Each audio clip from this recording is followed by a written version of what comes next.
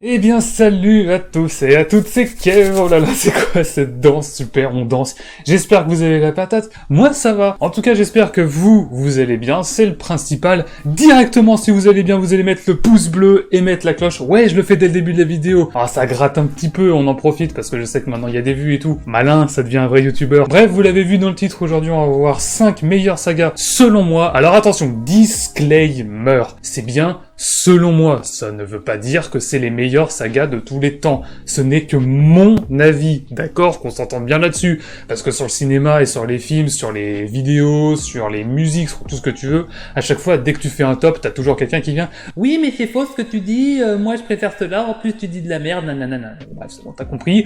Ce n'est que mon avis. De plus, ce classement sera non exhaustif, c'est-à-dire que la position 5, ça va pas être le pire, et la première position, ça ne va pas être la meilleure position.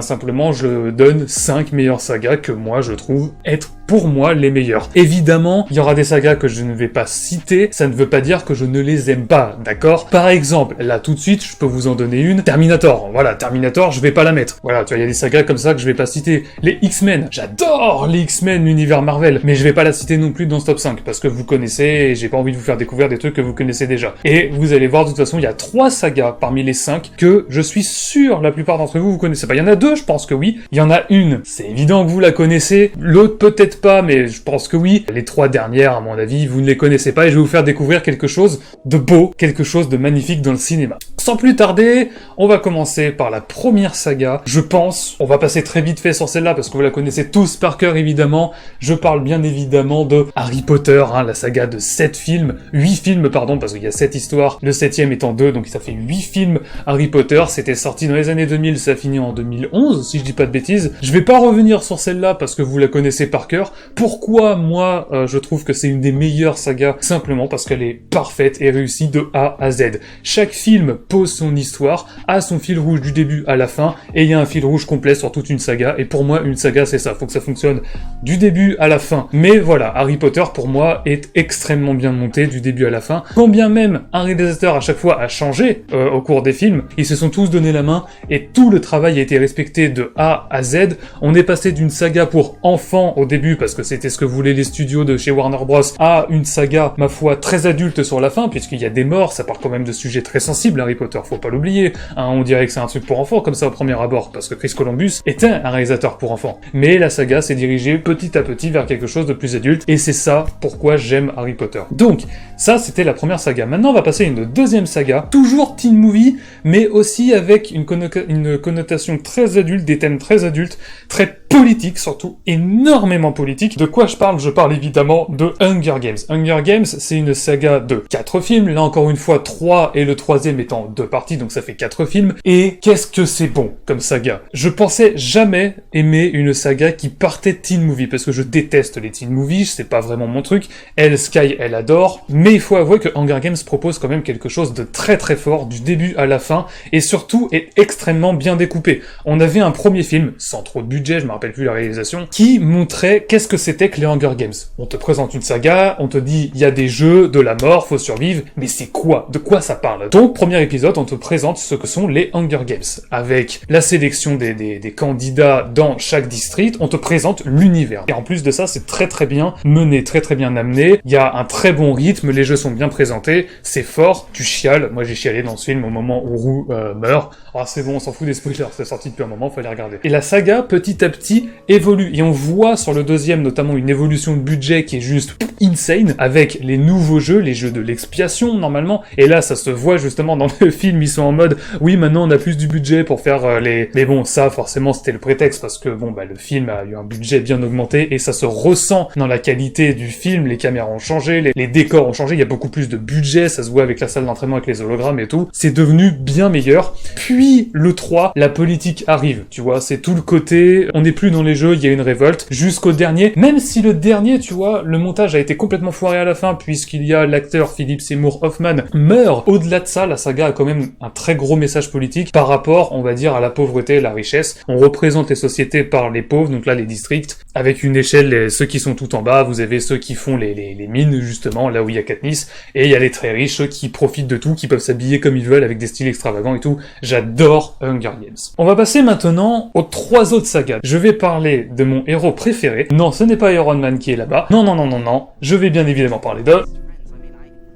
Batman. Des films Batman, il y en a eu beaucoup dans les années 80, 90, 2000 jusqu'à chez nous, mais celle que on retient évidemment le plus, en tout cas celle qui a marqué notre génération, c'est bien évidemment la trilogie Dark Knight de Christopher Nolan. Les thèmes, le réalisme de cette saga en fait pour moi en tout cas la meilleure représentation ever de Batman au cinéma. Mais en tout cas, ce qui nous a été présenté là est juste fantastique. Ça partait au début pas très bien, parce que quand il y a eu le casting qui a été révélé, les gens étaient vénères. Ils s'étaient dit Heath Ledger en Joker pour le deuxième, mais n'importe quoi. Et finalement, ça a donné un des meilleurs Jokers au monde. Ce que j'aime beaucoup dans cette saga, c'est le côté très réaliste. Tu vois, quand on regarde les Batman en général, Batman c'est un super-héros de l'univers d'ici, tu te dis, le mec, c'est un super-héros, c'est impossible que ça existe en vrai. Tu peux pas encaisser tout ce qu'il encaisse lui. Et pourtant, Christopher Nolan a relevé ce défi de présenter un Batman extrêmement réaliste. Tout ce qui se passe dans le film peut exister en vrai. Alors, avec des pincettes, évidemment, mais il y a un côté très très très réaliste. C'est tout ce que j'ai à dire sur cette saga, parce qu'elle se suffit à elle-même, en fait. Juste, voyez-la. Les musiques sont énormes, le jeu d'acteur est énorme. Moi, ce que j'aime beaucoup, par exemple, je vais pas en finir avec celle-là, les moments où il va pas y avoir de musique, juste on va voir l'action, ça c'est dans Dark Knight, il y a une course-poursuite, il y a pas une seule musique. Et ça, c'est trop bien. On vit la scène, du coup. C'est très sombre. C'est bien filmé, c'est bien ficelé, c'est hyper bien joué,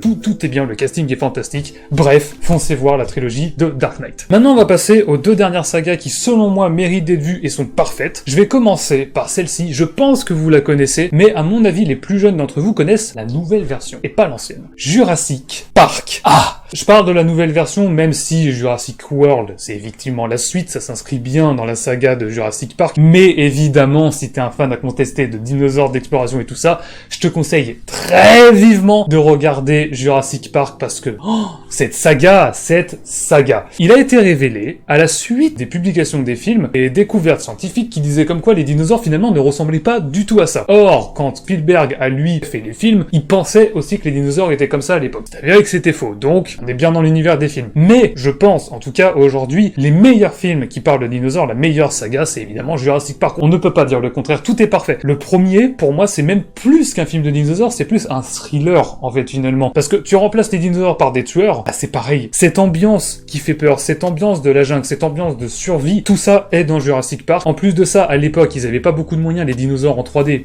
ils sont superbes. Et effectivement, ils étaient l'un des premiers gros studios à produire des images de synthèse d'une qualité irréprochable à tel point qu'on y croyait. Quand on regarde aujourd'hui Jurassic Park, il a pas si mal vieilli finalement que ça. Vous pouvez encore le regarder d'un œil et vous dire waouh, il y a vraiment des dinosaures en face de moi, c'est incroyable. Et puis tout le côté survie, le côté trash et tout, quand il y en a qui se font bouffer, tout ça, franchement, Jurassic Park c'est énorme. Le 1, le 2 et le 3, même si le 3 est un petit peu évitable, tu vois, il est pas forcément mieux que les autres. Franchement, le 3 c'est un bonus, il est pas obligatoire, c'est vraiment le 1 et le 2. Le 2 encore, ouais, mais surtout le 1, mais c'est une très très bonne saga. Après, je dis pas Jurassic World, j'ai kiffé. Quand j'ai vu le 1, j'ai eu une petite larme nostalgique. Et maintenant, pour moi, la meilleure saga, ma trilogie préférée ever, celle qui ne remplacera jamais aucune de toutes, je veux bien évidemment parler de... Et là, je pense que vous ne connaissez pas, là, je pense que je vous fais découvrir quelque chose. Je pense même que d'après le public, je pense même d'ailleurs que selon le public, c'est la saga la plus compliquée à comprendre, alors qu'il n'en est rien. Je veux bien évidemment parler de Matrix. Il l'a dit, ça y est, c'est tombé avec Keanu Reeves, l'incroyable Keanu Reeves, un acteur d'ailleurs, petite anecdote, qui est soi-disant l'acteur le plus gentil de tous les temps. Tu peux t'arrêter chez lui, enfin pas chez lui, mais tu vas pas aller toquer, ouais ça va Keanu, tu me fais un autographe. Non mais je veux dire, le mec est très sympa, il est très sociable avec les gens. Matrix, c'est pour moi ma saga de cœur, c'est pour moi ma saga préférée. Le 1 est parfait, le 2 est topissime, et le 3, il est génial. Il est moins bien, le 3 il est moins bien, on doit l'avouer objectivement, il est moins bien, mais... Oh, cette fin, mon gars, quand il se bat avec Smith et tout, c'est incroyable. Matrix, ça parle de quoi? Ça parle évidemment encore d'un problème de société, et ça parle du contrôle du gouvernement sur nous. En gros, ça c'est dans la vraie vie, et dans Matrix, c'est la matrice, donc les machines qui contrôlent les humains pauvres qui sont enterrés dans Sion, dans une ville souterraine. Le pitch de base, c'est ça. Et il y a Neo, joué par Keanu Reeves, qui est l'élu, qui va devoir aller à la source de la matrice pour reprendre le contrôle, pour libérer les humains des machines. C'est ça le projet, d'accord? C'est un prophète dans notre monde, tu vois, un homme qui va libérer les humains du gouvernement. C'est les gilets jaunes, mais en vert, parce que Matrix, la couleur principale, c'est les verts. Oh, cette comparaison. La réalisation des sœurs Wachowski à l'époque, parce que maintenant c'est les frères, ils ont changé de sexe et des transgenres, ont fait quelque chose de incroyable. Des sens de lecture multiples, et je pense que c'est ça. C'est compliqué, ça parle informatique, on va rien comprendre. Non! Mais quand tu regardes et que tu suis bien la saga, c'est hyper facile à comprendre Matrix. Et tu te poses beaucoup de questions sur le système, comment il te tient, tu vois. Encore une fois, c'est toujours... Vous voyez, tous les films que je parle, la plupart des sagas et tout, ça parle souvent de ce genre de choses. Moi, j'adore quand ça reflète quelque chose de réel, mais dans un univers fantastique comme ça, c'est juste énorme. Bref, j'espère que la vidéo vous aura plu, j'espère que vous aurez appris des choses, j'espère aussi que je vous aurai donné envie d'aller voir des sagas que vous ne connaissiez pas, ou peut-être redécouvrir d'autres sagas. Si celle-ci vous a plu, n'hésitez pas à me le mettre dans les commentaires, mettre le pouce bleu, la cloche, n'oubliez pas pour l'abonnement, et d'aller nous soutenir sur Utip en donnant un tip par mois, ça coûte rien, ou de regarder une pub si vous n'avez pas d'argent, ce qui est fort probable. Vous me demandez si je refais une vidéo ou pas comme ça, parce que là j'ai donné que 5 sagas, peut-être que je peux en donner d'autres, il y en a beaucoup qui existent, on pourra en reparler. Bref, je vous dis à la fois prochaine, c'était Kev, ciao, bye.